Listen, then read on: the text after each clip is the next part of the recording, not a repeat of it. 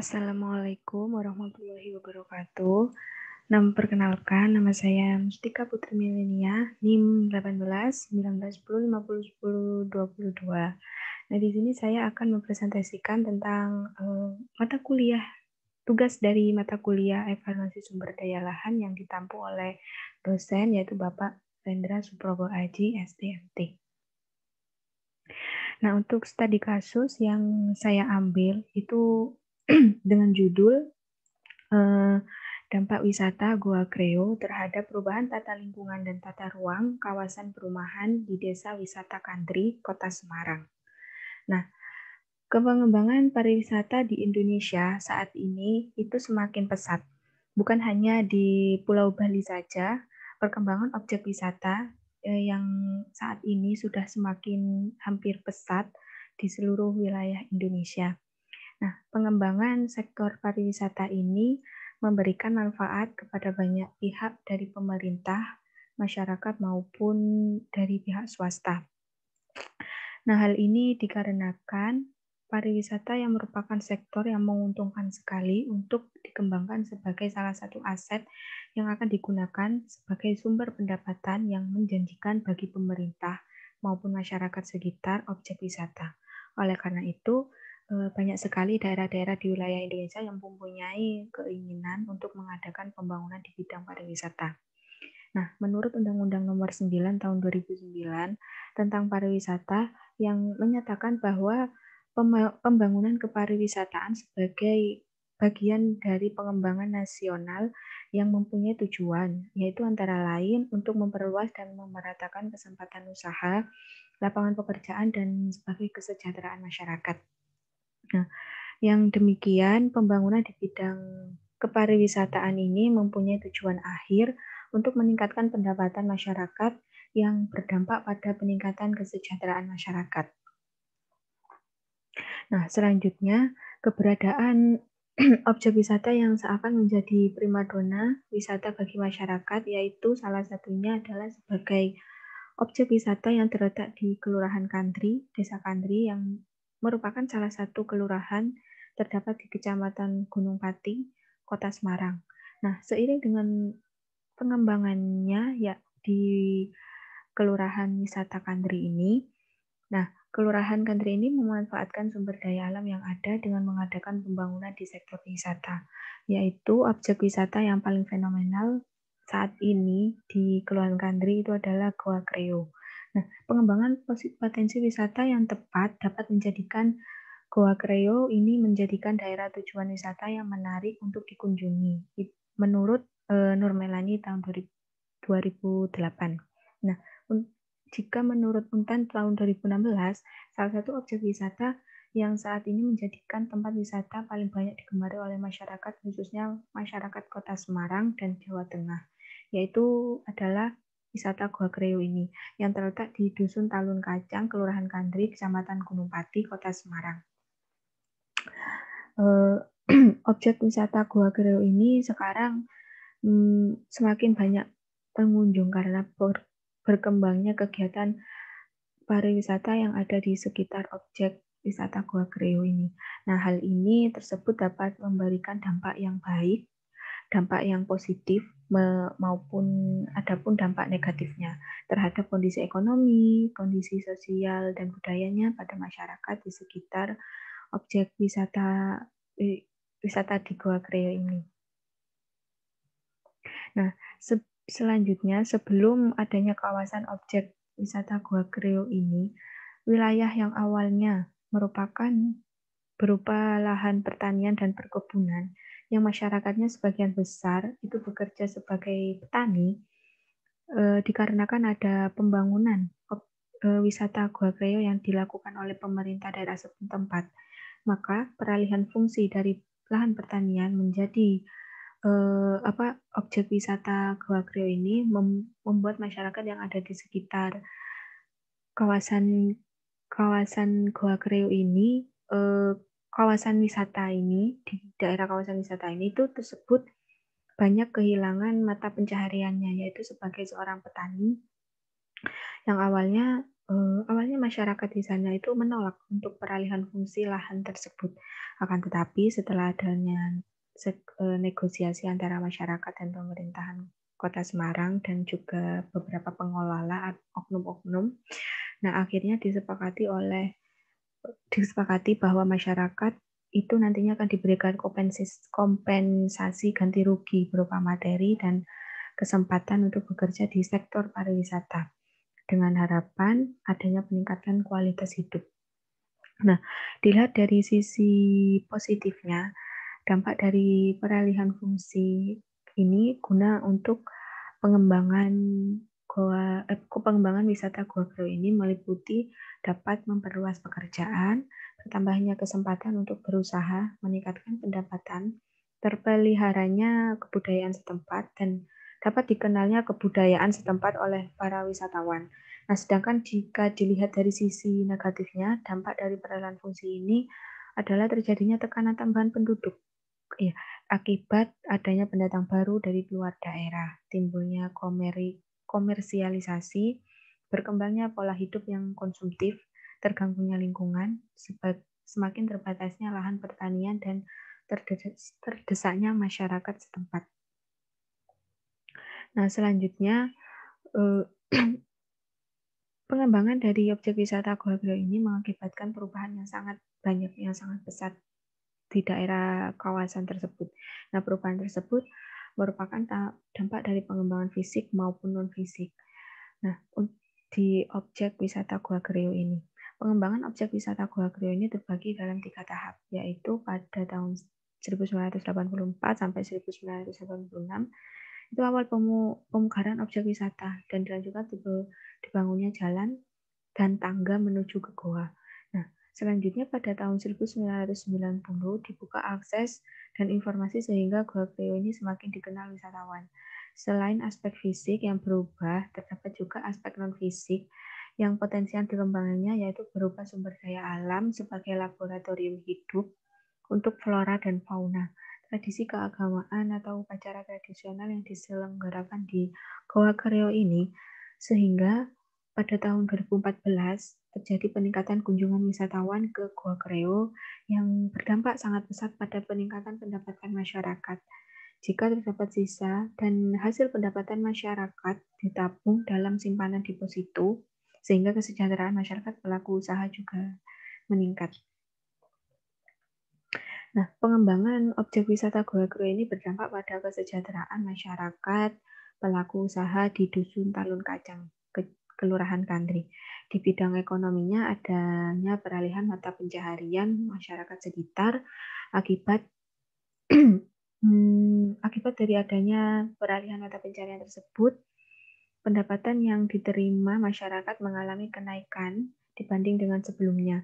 Di bidang non-ekonomi seperti bidang sosial dan budaya, adanya lokasi wisata memungkinkan masyarakat sekitar untuk berinteraksi dengan wisatawan. Hal ini berdampak pada peningkatan kesejahteraan masyarakat, yaitu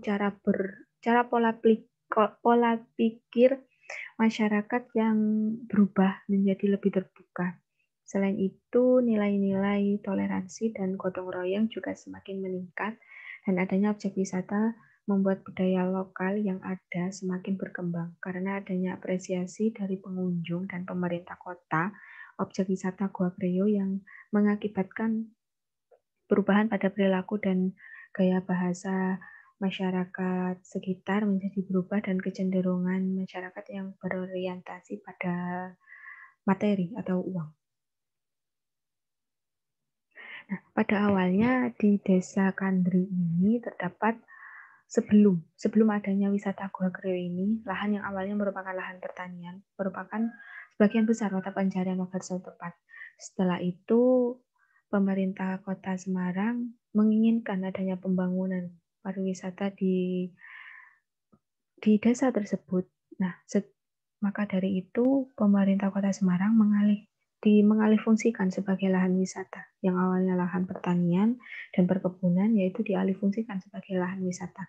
Nah, wisata alam Goa Gero ini yang memiliki nilai sejarah dan religi dengan fauna yang khas, yaitu monyet ekor panjang.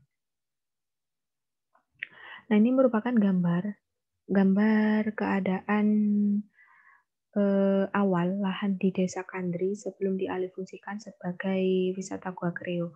Dapat dilihat dari dari gambar tersebut, sebagian besar wilayahnya didominasi oleh lahan pertanian yang fungsinya sebagai mata pencaharian masyarakat di sekitar tersebut, yaitu yang awalnya itu adalah lahan pertanian. Dapat dilihat di sini, ini merupakan lahan pertanian dan perkebunan di daerah tersebut.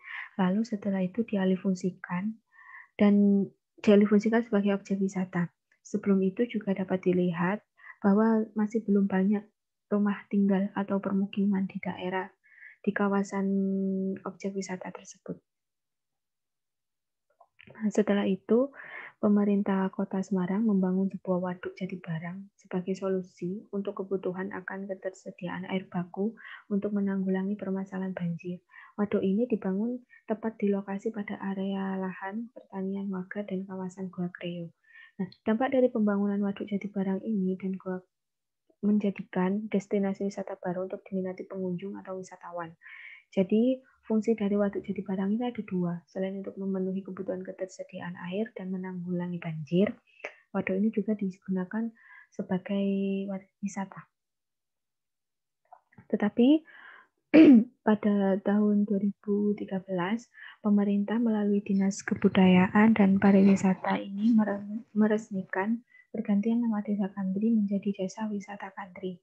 Nah, kawasan permukiman yang awalnya hanya merupakan permukiman yang menjadi wadah bagi warga tinggal di dalamnya, sekarang menjadi wadah yang tidak hanya bagi warga, tetapi juga bagi wisatawan yang datang berkunjung ke wisata Gua Kreo ini. Dengan adanya alih fungsi lahan dan semakin memotivasi warga untuk alih profesi dan turut mendukung Desa Wisata Kandri dengan menyediakan sarana pendukung wisata seperti homestay, home industry, olahan makanan tradisional yang ada di sana, dan juga warung makan. Dengan adanya perubahan mata pencaharian, warga menyebabkan adanya perubahan tata ruang rumah tinggal yang bukan hanya tata ruang rumah tinggal, juga adanya perubahan lahan yang ada di wisata Kandri ini. Rumah tinggal warga yang awalnya mewadahi kegiatan hunian saja saat ini juga berfungsi untuk mewadahi kegiatan ekonomi dengan akibatnya adanya wisata Gua Kreo ini.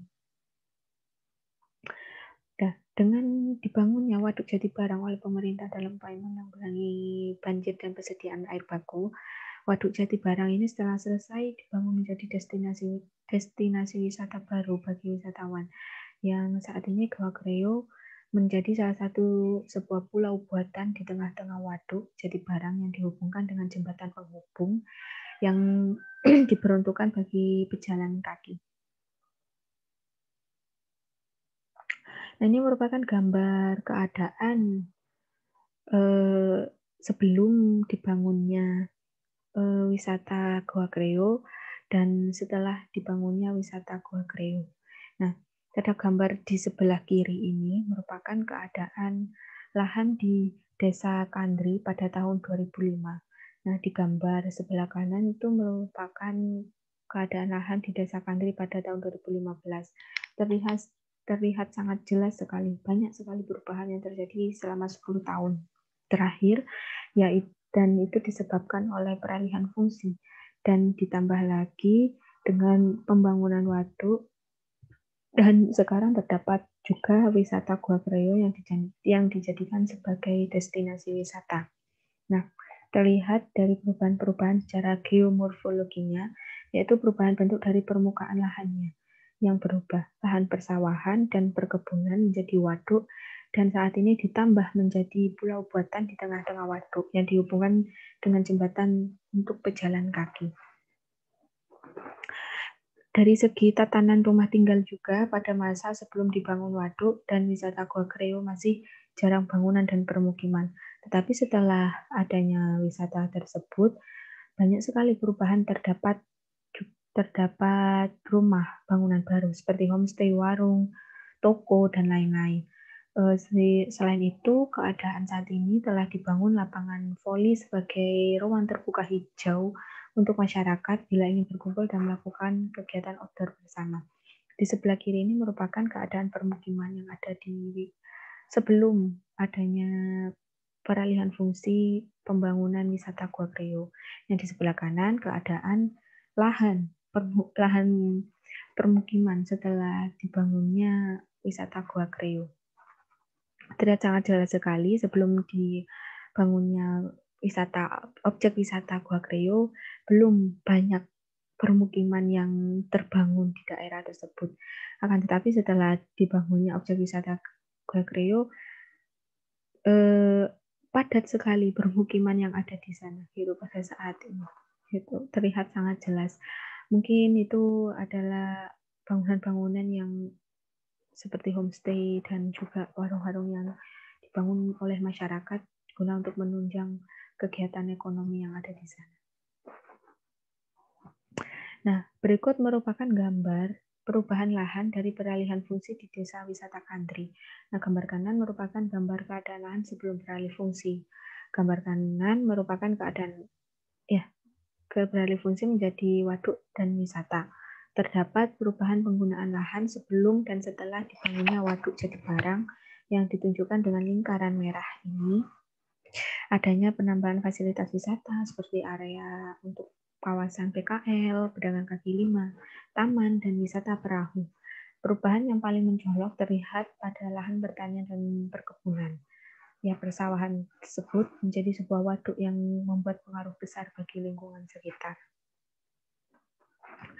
Nah, salah satu guna lahan yang sangat menguntungkan dari suatu lokasi dapat mempengaruhi guna lahan lain yang ada di sekitarnya. Hal ini terbukti dengan peralihan fungsi lahan sebagai sebuah waduk yang menjadikan objek wisata dan menyebabkan guna lahan lain yang ada di sekitar mengalami perubahan yang sangat pesat.